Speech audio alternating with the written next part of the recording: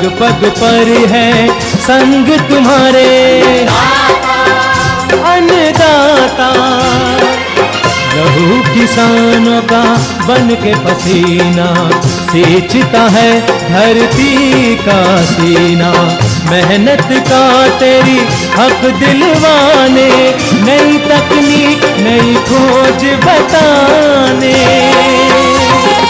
पशुधन को गुणवान बनाना, पौध सुरक्षा को सिखलाना, खेती के सब गुर समझाने, भारत का सरताज बनाने।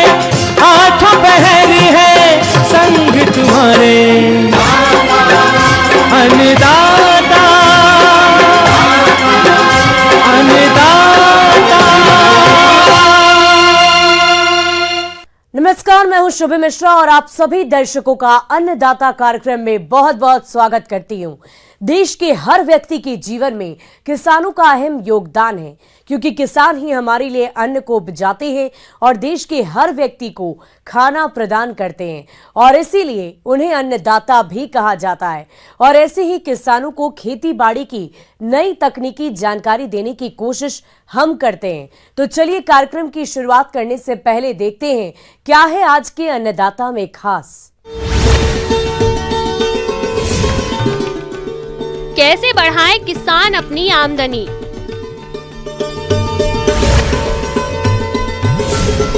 आम में मालफॉर्मेशन रोग की समस्या और समाधान का उपाय।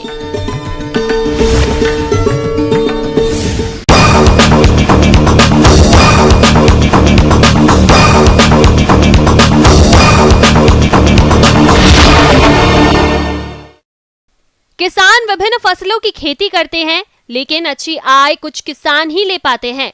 आज के दौर में खेती में लागत बढ़ रही है और किसानों को लागत के बजाय मुनाफा कम मिल रहा है।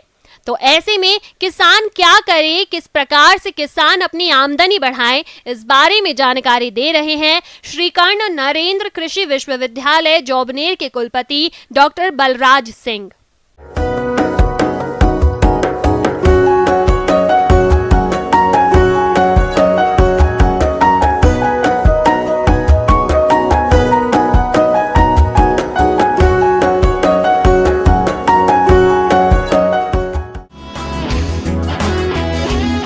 किसान देश के विकास का एक महत्वपूर्ण स्तंभ है, लेकिन फिर भी देखने में आ रहा है कि खेतीबाड़ी में कम मुनाफा मिलने के कारण किसान रोजगार की तलाश में शहरों की तरफ रुख कर रहे हैं। इसलिए किसानों की आय बढ़ाने के लिए कृषि वैज्ञानिक और सरकार काफी जोर दे रही है। इसके अलावा हमारे किसानों को भी खेती करते समय कुछ बातों को ध्यान में रखना होगा, जिससे किसानों को खेती से अच्छी आय मिल सके। देखिए, जहाँ तक किसानों की आमदनी बढ़ाने की बात है खेती के द्वारा, उसमें कई चीज़ें किसानों को ध्यान में रखनी पड़ेंगी। एक तो सबसे पहले तो यह है कि जहाँ वो खेती करते हैं जिस इलाके में, उसमें कौन सी प्रमुख फसलें हैं और किस मौसम में वो फसल को उगाना चाहते हैं।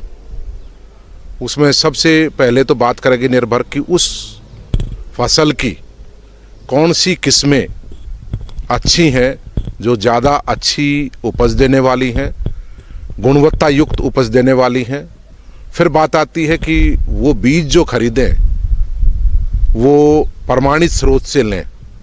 कई बार क्या होता है कि हमारे पास जो पब्लिक सेक्टर इंस्टीट्यूशंस हैं, यूनिवर्सिटीज़ हैं, ICAR का इंस्टीट्यूट्स हैं, हमारे पास बहुत अच्छी किस्में होती हैं, लेकिन उसके बावजूद किसान ये सोच के कि प्राइवेट कंपनीज के पास बीज महंगे हैं, वो ज़्यादा अच्छे हैं, वो कोई उनकी अपनी खुद की सोच होती है। ऐसा नहीं होता।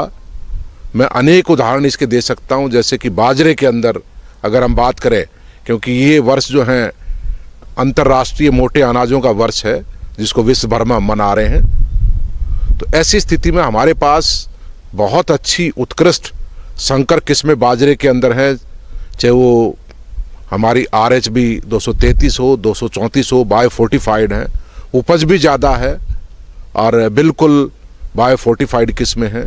जोधपुर से हमारी किस्म है MPMS 17। तो इस प्रकार से किस्मों का चुनाव क्योंकि बहुत गैप होता है भाव के अंदर हमारे में, पब्लिक सेक्टर में और प्राइवेट सेक्टर में। दूसरी बात होती है कि सही तरीके से उसको बुआई करना, बीज उपचार, कि बीज का उपचार करें, सही समय पर बुआई करें, खेत में सही मॉइस्चर होना चाहिए। और बहुत सारी तकनीकें भी हैं ऐसी। अब जैसे मैं अगर सब्जियों की बात करूं तो सब्जियों में बहुत अच्छी तकनीक है, plug tray nursery raising technology है। और सबसे पहला मैं यही कहना चाहूँगा कि चाहे वो बागवानी फसलें हों, चाहे वो धान्य फसलें हों, चाहे तिलहन हो, चाहे दलहन हो, अगर आपकी वैरायटी और बीज अच्छे हैं तो करीब 25 से 30% फसल की सफलता का निर्धारण तो वो बीज ही कर देते हैं आपके। फिर बात आती है सामयिक उसमें क्रियाएं करें। कोई बीमारी आ गई और लक्षण 1-2 दिखाई दिए हैं, थोड़े बहुत लक्षण दिखाई दिए हैं, तो उसी समय पर उसकी रोकथाम करना आवश्यक होता है। और लगातार हमारे किसानों से ये सलाह है हमारी कि वो कृषि विज्ञान केंद्र, कृषि विश्वविद्यालय, कृषि अधिकारी उनके संपर्क में रहें और उनसे सूचनाओं का आदान प्रदान रखें, जानकारी लें उनसे। तो इन चीज़ों का विशेष ध्यान रखें। और फिर बात आती है अब जैसे आमदनी को कैसे बढ़ाएं। किसान भाइयों, हमारे देश में सबसे ज्यादा मोटे अनाज जैसे बाजरा, रागी, ज्वार, कोदो, कुटकी की पैदावार होती है और इस समय सरकार भी मोटे अनाज को बढ़ावा दे रही है। इसलिए इन फसलों से अच्छा खासा मुनाफा कमाने के लिए आप इनके सह उत्पाद बनाकर भी बेच सकते हैं और इनसे अच्छी आय कमा सकते हैं। आप युवा हैं, पढ़े लिखे हैं, आप प्रशिक्षण ले सकते हैं, तो निश्चित रूप से आप प्रशिक्षण लीजिए। ये इंटरनेशनल ईयर ऑफ मिलेट्स है, तो आप वैल्यू एडिशन पे अगर साथ चलेंगे, आप प्रोडक्शन के साथ वैल्यू एडिशन को जोड़ देंगे, उत्पाद बनाएं। बहुत सारे बाजरे से और दूसरे जो मिलेट्स हैं उनसे कितने उत्पाद बन सकते हैं, उनकी ब्रांडिंग भी आप कर सकते हैं, उनकी मार्केटिंग तक आप आगे ले जा सकते हैं। तो निश्चित रूप से आपकी आमदनी दुगनी हो जाएगी और आमदनी पर इजाफा होगा आपका। इसके अलावा जब मंडी में सब्जियों की आवक बढ़ जाती है तब इन सब्जियों का बाजार भाव काफी गिर जाता है और देखा जाता है कि कभी कभी तो किसान को इनमें लगाई गई लागत भी निकालना काफी मुश्किल हो जाता है। ऐसे में किसान इनके सह उत्पाद जैसे अचार, चटनी, सॉस, पाउडर, केचप बनाकर बेच सकते हैं और इनसे अच्छी आय कमा सकते हैं। तो इन बातों का ध्यान रखना कि सही फसलों का चुनाव और सही समय पर बुआई, पूरी तकनीकी जानकारी, और फिर उसके बाद अगर वैल्यू एडिशन को भी उसके साथ जोड़ लेते हैं तो निश्चित तौर पे उसका किसानों को फायदा होगा। किसान भाइयों, अब लेते हैं एक छोटा सा ब्रेक। ब्रेक के बाद आप सभी दर्शकों का अन्नदाता में बहुत बहुत स्वागत है।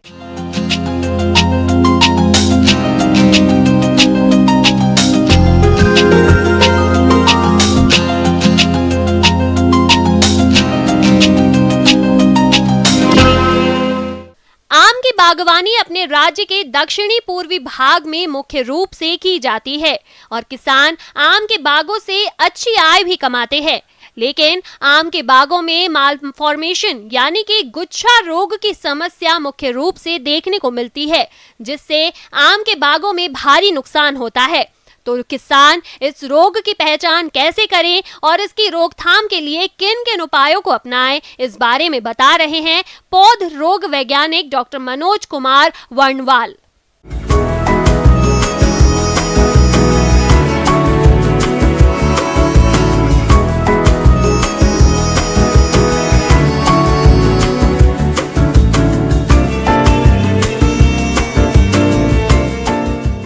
किसान भाई, सबसे पहले हम आपको ये बताना चाहेंगे, आज मैंगो में एक बहुत ही कह सकते हैं कि ज़बरदस्त जो बीमारी लगती है, खास करके मैंगो मालफॉर्मेशन, उसके बारे में आपको जानकारी दूंगा। क्योंकि ये बीमारी जब सीजन में आ जाता है तो उपज में 70% तक, 70% तक कह सकते हैं, उपज में कमी आ जाती है। तो मैंगो मालफॉर्मेशन वास्तव में इसके कई कारक है, जिसके कारण से ये मैंगो मालफॉर्मेशन खास करके मैंगो में देखने को मिलता है। सही अर्थ में पूछा जाए तो मैंगो मालफॉर्मेशन फफूंद के द्वारा भी होता है, मैंगो मालफॉर्मेशन वायरस के इन्फेक्शन के कारण भी होता है, मैंगो मालफॉर्मेशन माइट के अटैक के कारण भी होता है। तो इसके कई कारक है, इस तरह से कह सकते हैं कि मैंगो मालफॉर्मेशन के कई कारक हैं जिसके कारण से मैंगो मालफॉर्मेशन होता है। मैंगो मालफॉर्मेशन में जनरली फफूंद के कारण देखा गया होता है। ये फफूंद जो फ्यूजेरियम नामक एक फफूंद है, फ्यूजेरियम मोनलीफॉर्मी, उसी फफूंद के कारण से ये बीमारी देखने को खास करके मिलती है। आम का गुच्छा रोग आम के वृक्षों पर होने वाला एक रोग है। प्रायः इस रोग के कारकों में फुजेरियम नामक फफूंद के कारण होता है, किंतु अनेक विशेषज्ञों का मत है कि इस रोग का कारण पौधे में होने वाले हार्मोन का असंतुलन है। गुच्छा रोग से ग्रसित आम के पेड़ में पत्तियों एवं फूलों में असामान्य वृद्धि एवं फल विकास अवरुद्ध हो जाता है। इस रोग के कारण आम के उत्पादन में कमी होती है। आम की टहनी पर एक पट्टी के स्थान पर अनगिनत छोटी छोटी पत्तियों का गुच्छा बन जाना, तने की गांठों के बीच अंतराल अत्यधिक कम हो जाना, पत्तियों का कड़ा हो जाना, बाद में यह गुच्छा नीचे की ओर झुक जाता है जो बंची टॉप जैसा दिखता है। इसके लक्षण पौधों में खासकर दिखाई पड़ते हैं। जनरली देखा जाता है नवंबर दिसंबर महीने में ही इसका अटैक शुरू होता है, लेकिन यह विकराल रूप ले लेता है जब मैंगो में फ्रूटिंग होने की अवस्था आती है, या कह सकते हैं मैंगो में जब मंजर बनने की अवस्था आती है। उस समय जनरली देखा जाता है कि खास करके इसके फूल में, फूल मतलब कहने का मतलब है जहाँ पर नए नए जिसको जो फूल निकलते हैं या कसते जहाँ नया नया उसका जो मंजर आता है, उस जगह वो ज़्यादा देखने को मिलता है। जैसा कि नाम से क्लियर है, मैंगो माल फॉर्मेशन, मैंगो के जो माल फॉर्मेशन जो हो रहा है, या कह सकते हैं जो भी जहाँ मंजर बनता है उसी में कुछ काले काले जैसे लगता है कि झुंड में खुद दिखाई पड़ रहा है, जिसके कारण से उपज में भारी कमी आती है। इसके कारण से देखा गया है जो सूट है, खास करके जो उसके तने जो कह सकते हैं जिसमें कि जो मंजर लगता है, उसमें उसका नॉर्मल ग्रोथ नहीं हो पाता है। तो सूट जनरली जो बोलते हैं हम लोग हैं, उस सूट का नॉर्मल ग्रोथ नहीं होता है, या कह सकते हैं दो इंटरनोड का जो दूरी है वो धीरे धीरे कम हो जाता है इस मैंगो माल फॉर्मेशन के कारण से। और ठीक से पत्ते भी अच्छे नहीं बन पाते हैं, पत्ता का साइज भी छोटा हो जाता है।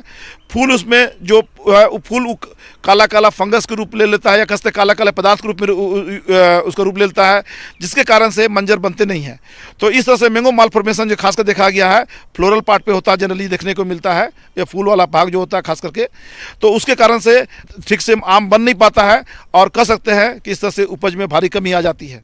आम के पौधों को गुच्छा रोग से बचाने के लिए रोगग्रस्त पुष्पों की मंजरियों को 30 से 40 सेंटीमीटर नीचे से कटाई कर दे और जमीन में गड्ढा खोदकर दबा दे। रोपाई करने से पहले रोग मुक्त पौधों का चयन करें। प्रारंभिक अवस्था में जनवरी फरवरी माह में ग्रसित पुष्पों बौर को तोड़ दे एवं अधिक प्रकोप होने पर NAA 200 ppm की 900 मिलीलीटर प्रति 200 लीटर पानी में घोलकर छिड़काव कर लें। तो अब इसके निदान के बारे में मैं आपको किसान भाई बताना चाहूँगा। मैंगो माल फॉर्मेशन जनरली जो होता है, हम लोग को समय पर इंसेक्टिसाइड का छिड़काव करना चाहिए। तो जिनके पास में आम का ऑर्चर्ड है, जिस किसान के पास में, उनको नवंबर महीना से ही उसमें दवा का छिड़काव स्टार्ट कर देना चाहिए। तो हम इसलिए सलाह देते हैं हम लोग कि खास करके इमिडाक्लोप्रिड 1 ml प्रति 2 लीटर पानी या आधा ml प्रति लीटर पानी का घोल बना करके छिड़काव करना चाहिए। इसके अलावा हम लोग डाइक्लोरोवोस इंसेक्टिसाइड है, उसका भी कह सकते हैं कि 1 ml प्रति लीटर पानी में घोल बना करके छिड़काव करने से आराम से हम कह सकते हैं कि मैंगो माल फॉर्मेशन को कंट्रोल किया जा सकता है। या इसके अलावा हम लोग कुछ इसमें फफूंदनाशी का भी सलाह देते हैं स्प्रे करने के लिए। उसके लिए जनरली हम लोग बोलते हैं कि बेबिस्टिन नामक दवा आधा ग्राम से 1 ग्राम दवा प्रति लीटर पानी में घोल बनाना चाहिए। उसका छिड़काव करके मैंगो माल फॉर्मेशन को बहुत हद तक कंट्रोल किया जा सकता है। आगे और भी है खेती बाड़ी से जुड़ी हुई बहुत सी रोचक जानकारियां। यहां रुकेंगे एक और छोटे से ब्रेक के लिए।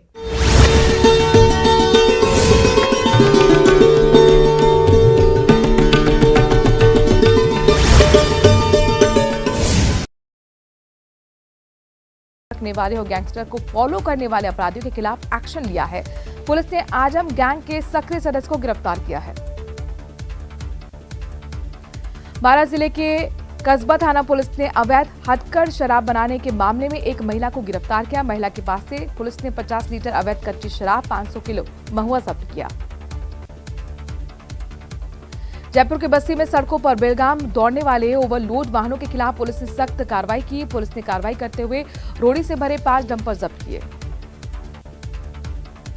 बारां पुलिस ने अवैध देसी के साथ एक आरोपी को भी गिरफ्तार किया है। पुलिस ने मुखबिर की जानकारी पर कार्रवाई की। गिरफ्त में आरोपी से पूछताछ की जा रही है।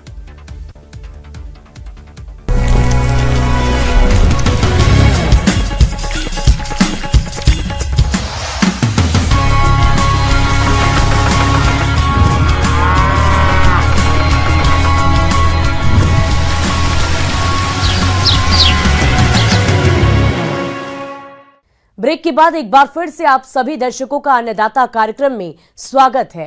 राज्य में किसान मधुमक्खी पालन बड़ी तेजी से अपना रहे हैं, क्योंकि इस व्यवसाय में थोड़ी सी मेहनत करने पर किसानों को अच्छा लाभ मिल जाता है।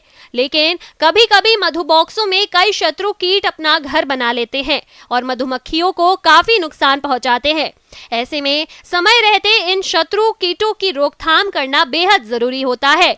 तो इसके लिए किसान कौन कौन से उपायों को अपनाएं, इस बारे में जानकारी दे रहे हैं विषय विशेषज्ञ डॉक्टर दीपक जायसवाल।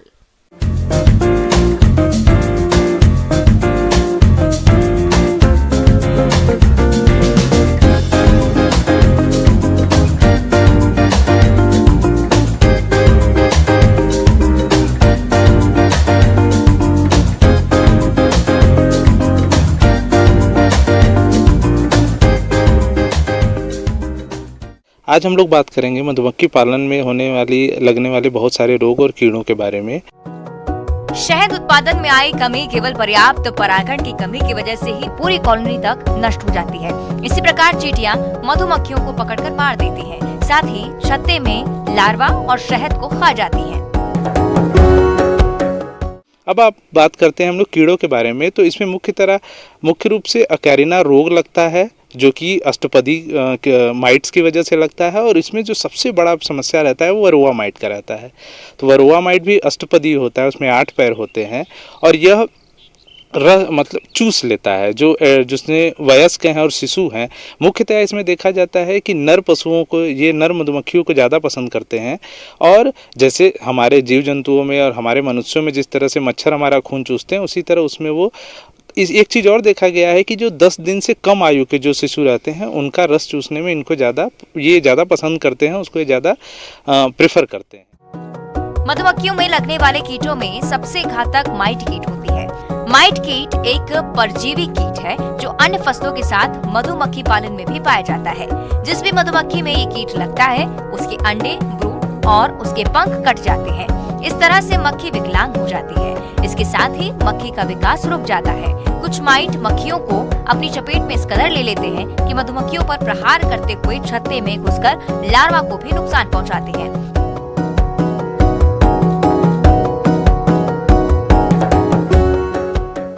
तो ये उसके सिम्टम हुए और इस तरह से वो रस चूस लेते हैं, जिससे कि आगे जाकर के मृत्यु हो जाती है शिशुओं की और वयस्कों में भी। एक और कीड़ा इसमें बहुत ज़्यादा परेशानी पैदा करता है मधुमक्खी पालकों को, वो होता है मोमी पतंगा। मोमी पतंगा मुख्यतः 2 तरह का होता है, एक छोटा मोमी पतंगा और एक बड़ा मोमी पतंगा। ये क्या करते हैं कि श्वास नली में जा करके उनको रोक देते हैं, उससे मृत्यु होती है वयस्कों में। तो मोमी पतंगा के लिए ये अंदर एक टनल बना लेते हैं, एक तरह का सुरंग बना लेते हैं और उसमें जाकर के शहद का और शहद खाने के बाद ये मोम को भी खाते हैं। मोम जो बी वैक्स निकलता है उसको भी ये खाते हैं। तो इनके बचाव के लिए बहुत सारी चीज़ें उपलब्ध हैं, जैसे कि गंधक, 1 ग्राम गंधक से हम धुआं करते हैं, उसको जला देते हैं और उसको थोड़ी देर तक धुआं करने से उससे राहत मिलता है। उसके बाद हम करते हैं कि डाइकोफॉल एक तरह का ये कीटनाशी है, इसको हम जलाते हैं और इसके धुआं से भी काफ़ी राहत मिलता है।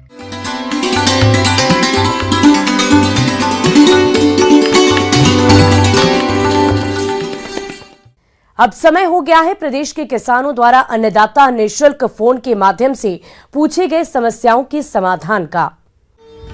आज की निःशुल्क अन्नदाता हेल्पलाइन के माध्यम से जिस प्रश्न को कार्यक्रम में शामिल किया गया है उसे पूछा है ग्राम शिवपुरी, जिला उदयपुर के किसान महेश चंद्र ने। ये स्वीट कॉर्न मक्का की उन्नत बुआई पर जानकारी चाहते हैं। तो महेश चंद्र जी, आपकी जानकारी के लिए प्रस्तुत है कार्यक्रम का ये अंश।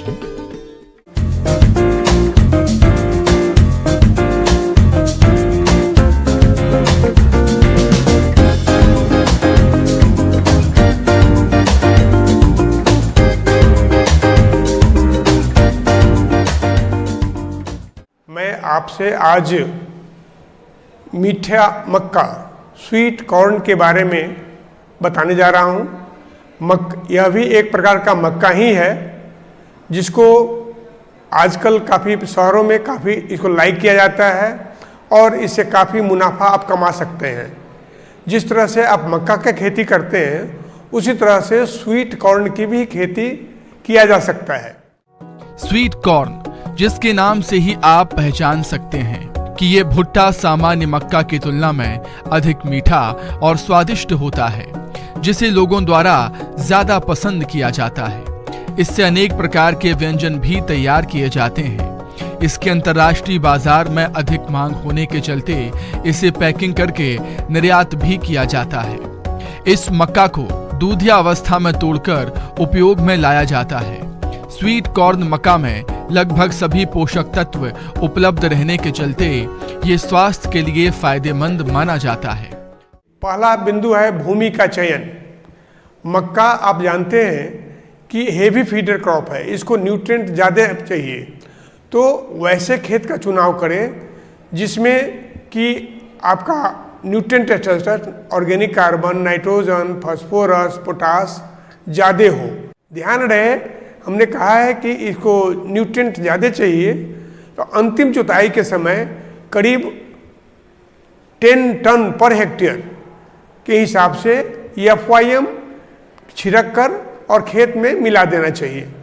अब बारी उठता है कि फर्टिलाइजर हम कैसे दें। 1 हेक्टेयर में 120 किलो नाइट्रोजन, बुआई के समय 130 किलो DAP और करीब 68 किलो म्यूरेट ऑफ पोटाश देना चाहिए प्रति हेक्टेयर। जिस टाइम आप नी हाई स्टेज करीब 30 से 35 दिनों के बाद घुटने वाली अवस्था आती है, उस टाइम भुड़काव करना चाहिए करीब 25 किलो यूरिया। खरपतवार निकाल करके पौधे के पास इसको दाना को डाल दें और तब मिट्टी चढ़ाएं। तो और इसके बाद 1/4 यूरिया जो 25 किलो फिर होता है, वह जिस टाइम टेस्लिंग धनबाल आता है उस टाइम देना चाहिए। तो इस तरह से आप अपने फर्टिलाइजर को बांट के देंगे तो पौधा ज़्यादा से ज़्यादा लेगा, पौधा का बर्बाद ज़्यादा होगा और उपज भी आपको अच्छा मिलेगा। उपयुक्त किस्म इसके लिए है माधुरी, प्रिया।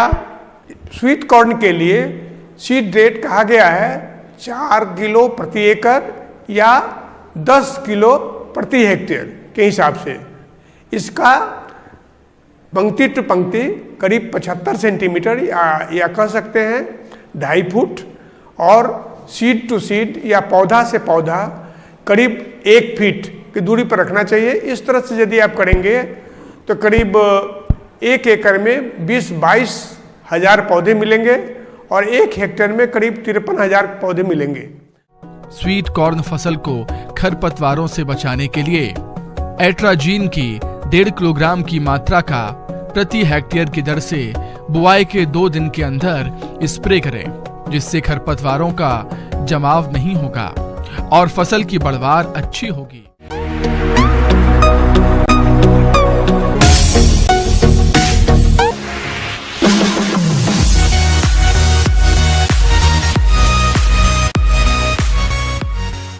और अब देखते हैं राज्य की कुछ चुनी हुई मंडियों में क्या रहा है प्रमुख फसलों का दाम।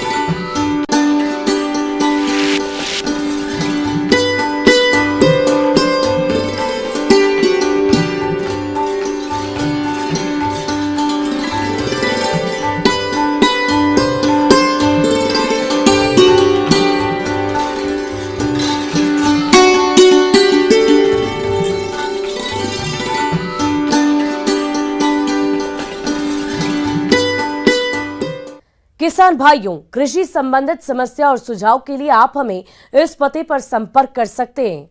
प्रोड्यूसर अन्नदाता news 18 Rajasthan, Ramoji film city, Hyderabad 501512। साथ ही आप हमें ईमेल भी कर सकते हैं। हमारा ईमेल है p18annadaata@nw18.com। इसके अतिरिक्त आप हमें निःशुल्क हेल्पलाइन नंबर 180088921663 पर सोमवार से लेकर शनिवार सुबह 10 बजे से शाम 4 बजे के बीच संपर्क कर सकते हैं। अब समय हो रहा है आपसे विदा लेने का। कल फिर मुलाकात होगी। फिलहाल इस कार्यक्रम में अभी के लिए बस इतना ही। नमस्कार।